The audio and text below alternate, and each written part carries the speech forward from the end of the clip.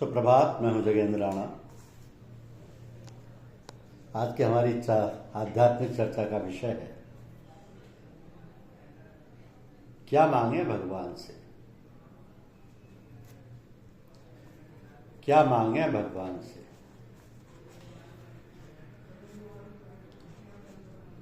एक बादशाह के बहुत से नौकर थे, सब काम करते थे, सबको भोजन वस्त्र और वेतन मिलता था।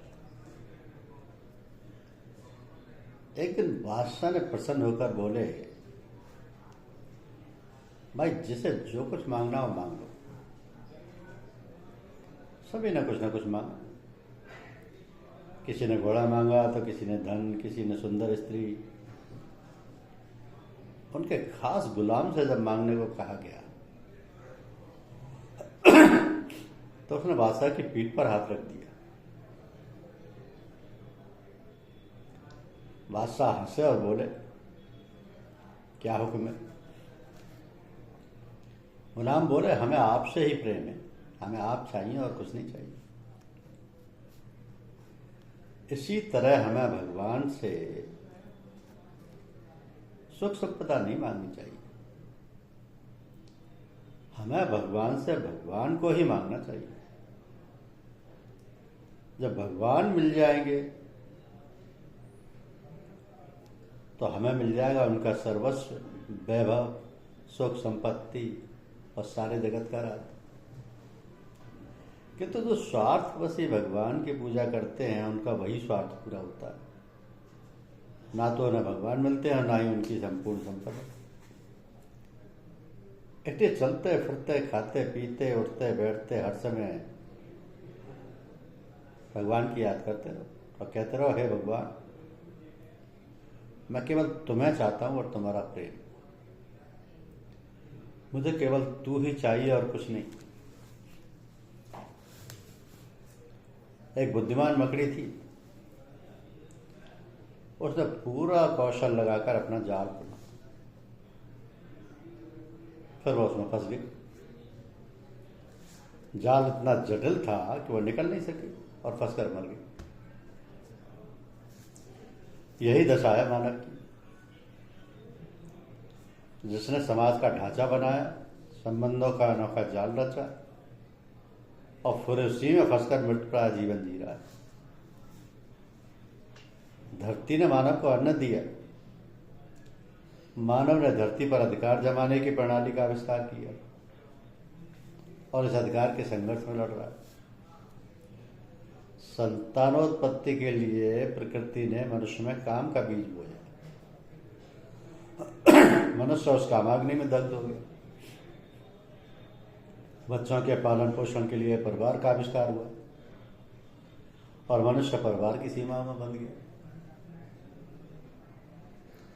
आदान प्रदान में सरलता के लिए मुद्रा यानी धन का आविष्कार हुआ और मनुष्य धन दौलत बन के संचय में लग गया। तो समाज का कार्य सुचारू रूप से चलाने के लिए जातियों की रचना हुई और वो जातियों के संघर्ष में फंसी। समाज में व्यवस्था बनाए रखने के लिए एक कानून अथवा नियमों का निर्माण हुआ जिसने मनुष्य के हृदय में अव्यवस्था के बीज बो दिए। समाज का इतना ताना बाना बनने के बाद भी मनुष्य संतुष्ट नहीं हुआ। उसने सही गलत, अच्छा बुरा, ऊंच नीच, पद मान, प्रतिष्ठा, सम्मान आदि की रचना कर अपने चारों ओर बने जाल को और भी विस्तृत कर दिया। जब वो उस जाल में बुरी तरह फंस गया तो उसने बाहर निकलने का उपाय सोचा। फलस्वरूप धर्म की स्थापना हुई। तब विभिन्न धर्मों के सिद्धांत आपस में टकराए, लहू बहा और मनुष्य के चारों ओर बना जाल और जटिल हो गया। वह जाल से बाहर निकलने के बजाय और फंसता चला गया। संक्षेप में यही है समाज का इतिहास और उसके जाल में फंसे मनुष्य की जीवनी। आश्चर्य की बात तो यह है कि इस जटिल जाल में जकड़े होने के बावजूद वह अपने को स्वतंत्र समझता है उसके हाथ पांव में बेड़ियां पड़ी हैं, परंतु वह बेड़ियों को आभूषण समझ बैठा है। वो कारागार में बंद है और कारागार की चार दीवारी को ही संसार की सीमा मानता है। इसका कारण यही है कि वो इतने अधिक समय तक गुलाम रहा है कि गुलामी को स्वतंत्रता समझ बैठा है। समाज या ये ढांचा, ये ताना बाना बनने के पीछे मनुष्य की सुख पाने की चाह विद्यमान थी। उसने सुख की कल्पना की, सुख के विषय में अपनी धारणाएं बनाई, उसने सुख की को वस्तुओं और व्यक्तियों में निहित माना और फिर उन्हीं को पाने का प्रयास करने लगा। वस्तुतः वह सुख नहीं खोजता, सुख के विषय में अपनी धारणा खोजता है। वो कभी इस वस्तु में ढूंढता है, कभी उस वस्तु में ढूंढता है, परंतु पाता कभी नहीं। सुख एक मृत तृष्णा है और मृत तृष्णा की भांति उसे चलता रहता है। सुख धारणाओं में नहीं, सुख वस्तुओं और व्यक्तियों में भी नहीं, वो मात्र प्रतिबिंबित होता है। और तो यदि सुख चाहते हो तो काट डालो सामाजिक धारणाओं के जाल को जिसने तुम्हारी मानसिकता को कैद किया हुआ है। भूल जाओ कि सुख धन में है, संपत्ति के संचय में है। भूल जाओ कि सुख स्त्री के शरीर में वास करता है। भूल जाओ कि सुख पद में है, आदर सम्मान में है। जब तुम ये सब भूल जाओगे, पूर्णतया भूल जाओगे, तब तुम पाओगे कि सुख तुम्हारे अंदर है और वो सुख अनंत है, असीम, शाश्वत है। तभी तुम सुखी हो, उससे पहले नहीं।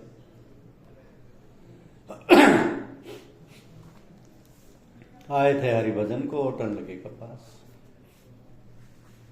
आए थे हम इस जगत में, माया में, संसार में, इस क्रीड़ा स्थली में, जो कि परम परमेश्वर की रचना है।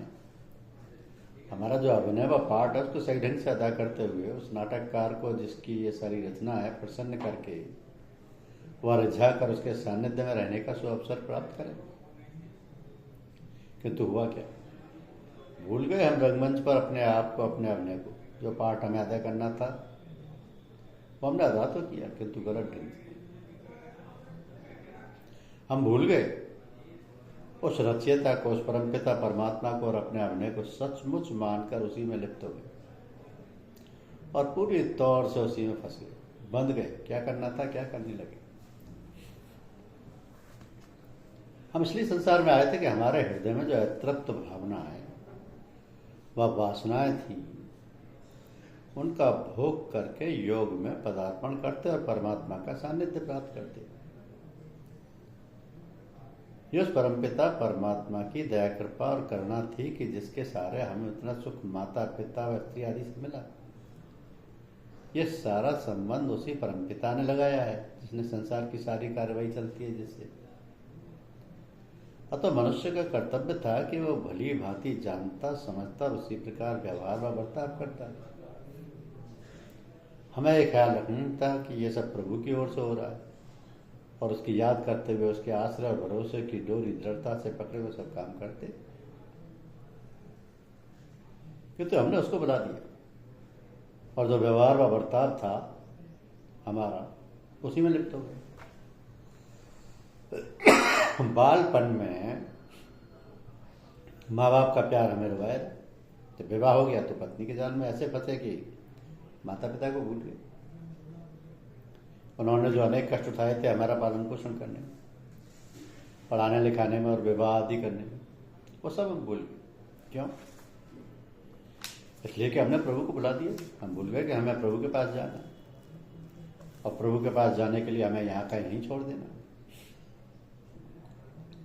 किंतु हमने यहाँ की सारी बातों को, यहाँ के सारे साजो सामान को अपना सब कुछ मानकर उसमें अपने आप को ऐसा फंसा लिया, बांध लिया कि भूल गए प्रभु। कोई बात नहीं, अब तक जो कुछ हुआ सो हुआ। अब भविष्य का ख्याल करके इसी समय से अभी मार्ग बदल, ना जाने कब यहां से चल देना पड़े। उसने संकेत तो दे ही दिया है कि अब होश में आ जाओ, कूच करने का समय पास है। बाल सफेद हो गए, दांत भी गिर गए, आंखें भी ठीक प्रकार से काम नहीं करती, सारा शरीर निर्बल हो गया है, हाथ पैर कांपने लगे हैं। इस पर संकेत है कि मृत्यु आह्वान कर रही है, किंतु हम फिर भी गाफिल हैं। हम मस्त हैं, बेखबर हैं, बीवी में, बच्चों में, धन दौलत और आदर मान सम्मान। उस प्रभु की ओर तनिक भी ध्यान नहीं है। जीवन व्यर्थ गया, बंधन ढीले होने के बजाय और अधिक दृढ़ हो गए। भोग भोग कर समाप्त करना था तो ऐसा भोगा कि भोग में और योग हो गया, और हमारे जन्म लेने का जो उद्देश्य था वो पूरा ना हो सका। अभिनय करने आए थे हम इस संसार में, अभिनय किया हमने, हमें राजा का पाठ मिला था, पाठ हमने अदा किया और अपने आप को सचमुच राजा मानकर काम करने लगे। हमें यही ध्यान रहा कि हम तो राजा बनाए गए थे, राजा का पाठ करना, राजा का पाठ करने को और पाठ देने वाला सूत्रधार और डायरेक्टर तो वो प्रभु है। सो उसको हम भूल गए और अपने ही को करता धरता व मालिक मानने लग गए।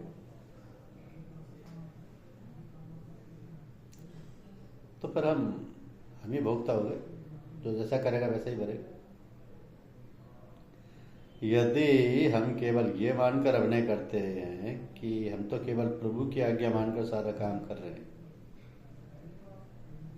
तो सारा कारोबार व्यापार उसी का करने कराने वाला तो वही है, हम तो केवल निमित्त मात्र। तभी हमारा अभिनय, हमारा कर्तव्य सही होगा। अभी समय है, चेत जाओ और समझ जाओ, चेत जाओ और समझ जाओ। सारी चेतना प्रभु की याद में लगा दो, दिल बयार दस्त बकार के अनुरूप सब काम करो, अर्पण कर दो अपने को, अपने सब कामों को, अपने मन और हृदय के उस प्रभु के चरणों में जो सत्कर्तार है, सर्वाधार है, सर्वशक्तिमान है, सर्वव्यापक है, अत्यंत दयालु कृपालु है, हाथ फैलाए हुए हमें अपनी गोद में लेने के लिए उत्सुक है। जो कुछ जिससे प्राप्त किया वह उसको अर्पण कर देता है, सबकी अंतर्भिलाषा को तत्क्षण तर्पण कर देता है, उसका कोई गैर न अपना जो सबसे संभाव बरतता, अनासक्त योगी सा जीवन लीला दर्पण कर देता है। एक भक्त चुपचाप ईश्वर का नाम मन में लेकर माला जपा करता था। रामकृष्ण परमहंस ने कहा, तुम एक ही अड्डे को क्यों पकड़े बैठे हो, आगे बढ़ो। भक्त ने उत्तर दिया कि आगे बढ़ना बिना ईश्वर की कृपा के नहीं हो सकता। तो परमहंस ने कहा, अरे भाई, उसकी कृपा की हवा दिन रात तुम्हारे चारों ओर चला करती है। यदि तुम्हें जीवन के महासागर को पार करना है तो मस्तिष्क रूपी नौका को पाल खोलो। ईश्वर की कृपा की हवा बराबर बहा करती है। समुद्र रूपी जीवन के बुद्धिमान मल्ला उस सुंदर हवा से लाभ उठाने के लिए अपने मन का पर्दा हमेशा खोले रखते हैं और नाव को हवा के साथ बहने देते हैं। तो ईश्वर कृपा की धीमी धीमी वर्षा सदा होती रहती है। तुम अपने मन की धरती को नरम बनाओ ताकि वह वर्षा के जल को ग्रहण कर सके। जब तक हवा नहीं चलती तभी तक पंखों की आवश्यकता रहती है। उसी प्रकार जब तक ईश्वर की सहायता ना मिले तब तक अपने ही परिश्रम से ईश्वर प्राप्ति का उपाय करना चाहिए। जब तुम्हें सद्गुरु प्राप्त हो जाए और तुम्हें ईश्वरीय सहायता मिलने लगे तो परिश्रम छोड़कर उस सहायता के प्रति जागरूक हो और उसे अधिकाधिक कार्य करने का मौका दो, कार्य करने का मौका दो। अभ्यासी को भक्ति मार्ग में जल्दी नहीं करनी चाहिए। धीरज के साथ सद्गुरु की दया में भरोसा रखकर परमार्थ की कार्यवाही अनुराग और उत्साह के साथ जारी करनी चाहिए। जल्दी करने से निराशा पैदा होती है, निराशा से भक्ति ढीली होती है और संभव है कि छूट भी जाए। तो ये काम आहिस्ता आहिस्ता धीरज के साथ करने का है। मंजिल दूर दराज, अनेक प्रकार के विघ्नों से भरी तलवार के धार पर चलने के समान है। काल की बलवान कलाएं अपने कर्मों की वजह से मार्ग में बहुत रोड़े अटकाती हैं, इसलिए धैर्य की बहुत जरूरत है। सदगुरु के चरणों में विश्वास रखकर उसकी मौज को निहारते हुए प्रेम और उमंग सहित भक्ति करते रहना चाहिए। वे आहिस्ता आहिस्ता कर्मों को काटते हुए, विघ्नों को हटाते हुए, रास्ता साफ करते हुए सहज सहज एक दिन अवश्य धुरधाम तक पहुंचा दें। जो ध्यान तक पहुंचा देंगे। जय श्री राम।